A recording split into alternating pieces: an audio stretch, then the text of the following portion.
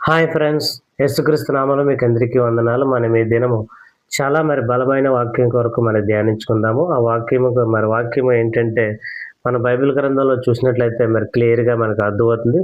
దయచేసి ఈ వాక్యం చూడండి. ఆహ్, వాక్యం ఏంటంటే చాలామంది క్రైస్తవులు విశ్వాస భ్రష్టులుగా మారిపోతున్నారండి. అది ఎందువల్ల మారిపోతున్నారో మనం దేవుని వాక్యంలో చూద్దాము. బైబిల్ ఏం చెప్తుందో ఒకసారి చూద్దాం. బైబిల్ తీయండి అందరూ. మత్తయి సువార్త 26వ అధ్యాయం 41వ వచనం మనం చూసినట్లయితే, స్నేహితులారా, మీరు శోధనలో ప్రవేశించుకున్నట్లు మెలకువగా ఉండి ప్రార్థన చేయుడు. జ్ఞాపకం చేసుకుని ప్రతి ఒక్కరూ దేవుడు ఏం చెప్తున్నాడంటే, మీరు మెలకువగా ఉండి ప్రార్థన చేయండి అని దేవుడు చెప్తున్నాడండి. కానీ చాలామంది జీవితాల్లో దేవుడిని నమ్ముకుని కొత్తలో బాగానే ఉంటారు.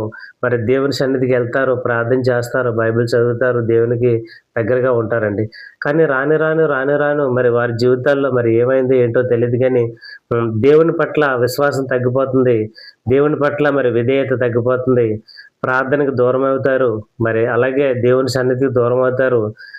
దేవుని జనాంగంతో సహవాసం తగ్గుతుంది.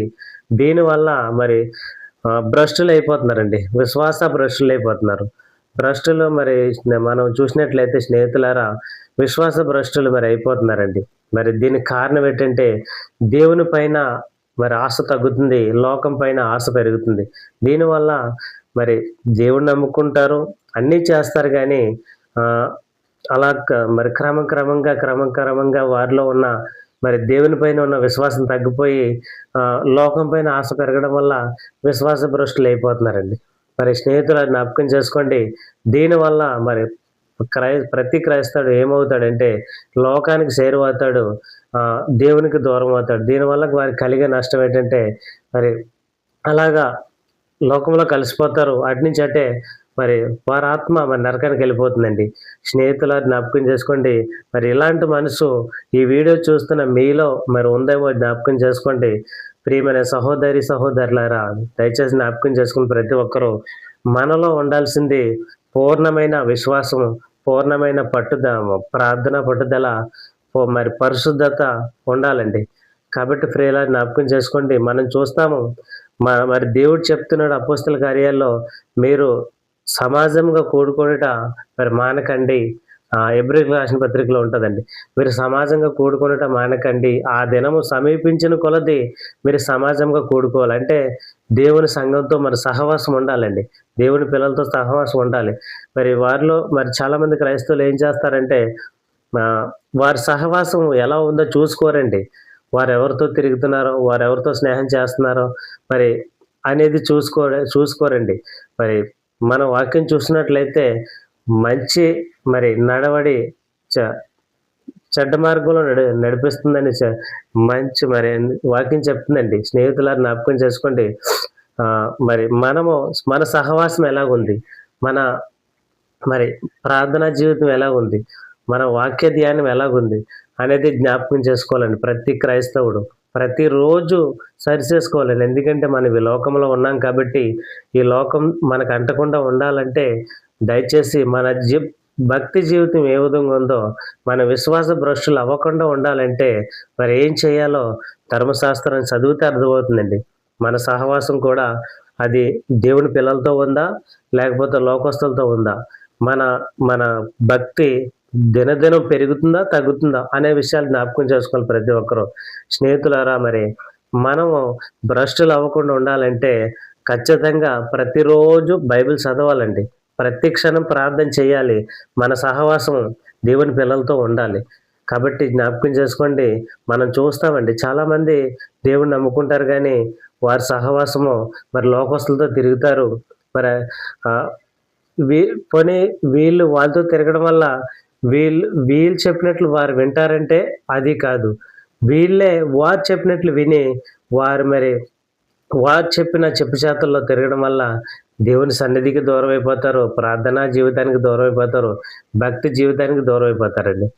స్నేహితులారా, జ్ఞాపకం చేసుకున్న ప్రతి ఒక్కరూ మనము దేవుడిని నమ్ముకునేది ఎందుకండి? భ్రష్టులు అవ్వడానికా? లేకపోతే దేవుడు పరిశుద్ధుడు గనుక మనం పరిశుద్ధులుగా ఉండడానికా? దేవుడు పరిపూర్ణుడు గనుక మనం పరిపూర్ణులుగా ఉండడానికా? సో, మరి జ్ఞాపకం చేసుకుని ప్రతి క్రైస్తవుడు, దేవుని పిల్లలైన మనమందరము విశ్వాస భ్రష్టులం అవ్వకుండా ఉండాలంటే, మరి మనము చిన్న చిన్న ప్రలోభాలకు లొంగకూడదండి. మంచి నడవడి మరి చెడ్డ మార్గానికి మరి తిరగడం వల్ల మంచి నడవడి పోయి చెడ్డ మార్గం మనకు అంటుకుంటుందండి. కాబట్టి జ్ఞాపకం చేసుకొని దేవుని పిల్లలైన మనమందరము దేవుని సన్నిధిలో దినదినం ఎదగాలండి. మనం ఏ పని చేసినా, ఏ ఉద్యోగమే చేసినా, ఏ వ్యాపారమే చేసినా, ఏ కూలి పని చేసినా మరి ఖచ్చితంగా దేవునిని ప్రతి క్షణము మన హృదయంలో ధ్యానిస్తూనే ఉండాలండి. అలాగని మరి ఆ క్షణంలో మోకాలేసేసి మన పని చేస్తుండగా మోకాలేసేసి ప్రార్థన చేయడం అంటే మరి చాలామంది కుదరదు. కాబట్టి దేవుడు ఏం చెప్తున్నాడు, మీరు శోధనలో పడకుండా ఉండాలంటే మీరు మీ మనసులో ఎల్లప్పుడూ మరి ప్రార్థన కలిగి ఉండండి. శోధన అంటే చాలామంది దేవుడిని విడిచిపెట్టేస్తారు. ఆ తర్వాత ఒకటి సాతాను కూడా శోధనలోకి లాగేసుకుంటాడండి. ప్ర మరి క్రైస్తవుడికి ప్రార్థన తగ్గిందనుకో మరి లోక సంబంధమైన ఆహ్, శోధనలో పడిపోతూ ఉంటారు. అలాగే ధర్మశాస్త్రం ధ్యానించకపోవడం వల్ల దేవునికి కూడా దూరమైపోతారు. దేవుని సన్నిధి కూడా దూరమైపోతారండి. వారు ఏదైనా పనిలో ఉన్నారనుకో, ఆ పనిలో మునిగిపోతారు. దేవుడు గుర్తుండడు, ప్రార్థన గుర్తుండదండి. మరి సాతాను కూడా అలా చేసేస్తాడు. వారికి దేవునిలో ఆశ లేకపోతే మరి లోకం పైన ఆశ పెరిగిపోతుంది. దీనివల్ల వారికి భ్రష్టత్వం వస్తుందే తప్ప మరి భక్తి జీవితం అబ్బదండి. కాబట్టి జ్ఞాపకం చేసుకోండి, దేవుని పిల్లలైన మనమందరము దేవునిలో దినదినం ఎదగాలండి. దినదినము మనల్ని చూసిన వారికి అనేక మందికి అమ్మో! ఈడు నిజంగా దేవుడిని నమ్ముకున్న వారు, వీరు ప్రత్యేకంగా ఉంటారు. వీరి జీవితం ప్రత్యేకంగా ఉంటుంది. వీరు మరి దేవునిలో చాలా ఇదిగా భక్తిగా ఉంటారు. దేవుని మరి ప్రార్థన అనగానే మరి మందిరం అనగానే మీరు ఎన్ని పనులున్నా ముగించుకొని దేవుని సన్నిధికెళ్తారు అనే సాక్ష్యం మనం కాపాడుకోవాలండి. దేవుని పిల్లలైన మనమందరము మనలో భ్రష్టత్వం రాకుండా ఉండాలంటే ఖచ్చితంగా ప్రతి ఒక్క విశ్వాసి ప్రార్థనాత్మ కలిగి ఉండాలి. మరి ధర్మశాస్త్రం ప్రతి దినము ఏదో ఒక సమయం కేటాయించుకొని మరి బైబిల్ చదవడానికి వారు సమయాన్ని కేటాయించుకోవాలి. అలాగే వారిలో పరిశుద్ధత జీవితం కలిగి ఉండాలి. మరి పరిపూర్ణత కలిగి ఉండాలి. అలాగే మరి మరి దేవుడు చెప్పిన ఆజ్ఞలన్నీ ప్రతి ఒక్కరు పాటించాలండి. అప్పుడే మరి మనం బైబిల్‌లో చూస్తాము. ప్రార్థన పేతురు గారు చేయకపోవడం వల్ల మరి యేసుక్రీస్తుని 3 సార్లు నేను ఎరగనని చెప్తాడండి. దేవునితో నడిచినా సరే మరి ఒక్క క్షణం వారు యేసుక్రీస్తు ప్రార్థన చేయడానికెళ్తే వీరు ప్రార్థన చేయక పడుకుంటారు. మీరు శోధనలో పడకుండా ఉండాలంటే ప్రార్థన చేయని దేవుడు చెప్తే వీరు పడుకోవడం వల్ల మరి యేసుక్రీస్తుని ముమ్మారు నేను ఎరగనని అబద్ధం చెప్తాడండి. మరి దానివల్ల భ్రష్టత్వం అంటుకుంది కదండి. మరి జ్ఞాపకం చేసిన స్నేహితులారా, దేవుడు పదే పదే మీరు ప్రార్థన చేయండి, మీరు శోధనలో పడిపోతారు, మరి ధర్మశాస్త్రం చదవండి, మీకు లోకం అంటకుండా ఉంటుందని చెప్తే కానీ చాలామంది లోకం చాలా ఆకర్షణీయమైందండి. లోక ఆశలు గాని, మరి ధనం పైన గాని, వ్యాపారం పైన గాని, మరి ఉద్యోగాల పైన, కూలి పనుల మీద గాని చాలామంది ఉండిపోయి దేవునికి దూరం అయిపోతున్నారు. దానివల్ల మరి భ్రష్టులైపోతున్నారండి. భ్రష్టులైపోతున్నారు. దేవుడిని నమ్ముకున్న స్టార్టింగ్‌లో బానే ఉంటారు. ఆ తర్వాత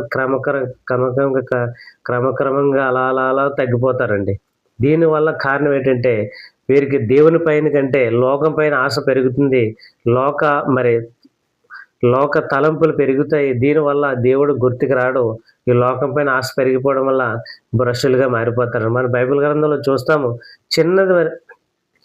ఒక పూట ఆకలి తట్టుకోలేక మనం ఏశావుని చూస్తాం. ఒక పూట ఆకలి తట్టుకోలేక మరి తన జ్యేష్ఠత్వాన్ని తమ్ముడికి అమ్మేసుకుంటాడండి. మరి చూడండి ఎంత మరి దౌర్భాగ్య స్థితో. ఒక పూట పోనీ ఆ పూట లేదనుకో, ఏ వాటర్ తాగు ఆ పూట తట్టుకుంటే మరి మనం దేవుడు అక్కడ ఏమి సాక్ష్యం ఇస్తాడంటే పేతురు సువార్త చూస్తాం. మనము పేతురు పత్రికలు చూస్తాము. మరి ఏశావు వంటి భ్రష్ట మనసు మీకుందేమో చూసుకోండి. ఒక కోటి కొరకు తన జ్యేష్ఠత్వాన్ని అమ్మేసుకున్న ఏశావు లాంటి వ్యభిచారి మీలో ఉండకుండా చూసుకోండి అని దేవుడు సాక్ష్యం ఇస్తాడండి. కాబట్టి ప్రియులారా జ్ఞాపకం చేసుకోండి. అలాంటి మనసు క్రైస్తవుడా మీలో ఉందేమో దయచేసి జ్ఞాపకం చేసుకోండి. ఈ వీడియో చూస్తున్న వారు మరి మనలో ఒక పూట కూటి కొరకు తట్టుకోలేక మరి జ్యేష్ఠత్వం నమ్మేసుకున్న ఏసావు లాంటి మనసు మనకు ఉండకూడదండి. ఒక పూట తట్టుకుందాం, 2 పూటలు తట్టుకుందాం. ఆ తర్వాత దేవుడే మనకి ఏదో ఒక మార్గాన్ని చూపిస్తాడు. మరి జ్ఞాపకం చేసుకుని ప్రియులారా మనకు దేవుడిచ్చిన మరి భక్తిలో మన జీవితాన్ని కట్టుకోవాలండి. ప్రతిరోజు ప్రతి క్షణం ప్రార్థన చేయాలి. ప్రతిరోజు బైబిల్ ధ్యానం చేయాలి. మన జీవితాన్ని పరిశుద్ధంగా మార్చుకోవాలి. మనం పరిపూర్ణులుగా మారాలి. మన జీవితం భక్తిలో కట్టుకోవాలండి. ఎన్ని పనులు చేస్తున్నా ఆ పనిలో ఉంటూ మన జీవితాన్ని మరి దేవుడిలో మనం స్థిరంగా ఉంచుకోవాలండి. మన సాక్ష్యాన్ని కాపాడుకోవాలి. మరి మనం తప్పిపోకూడదండి.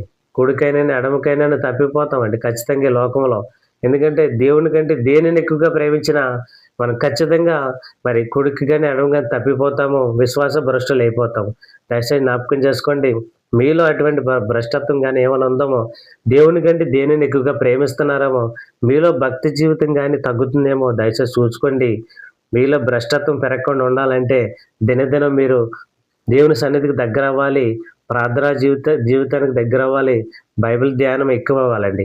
అప్పుడే మీలో భ్రష్టత్వం రాదు. దేవుని క్రియలు మీలో ఫలభరితం అవుతాయి. దేవుడి సంబంధమైన మరి క్రియలు మీలో పెరుగుతాయండి.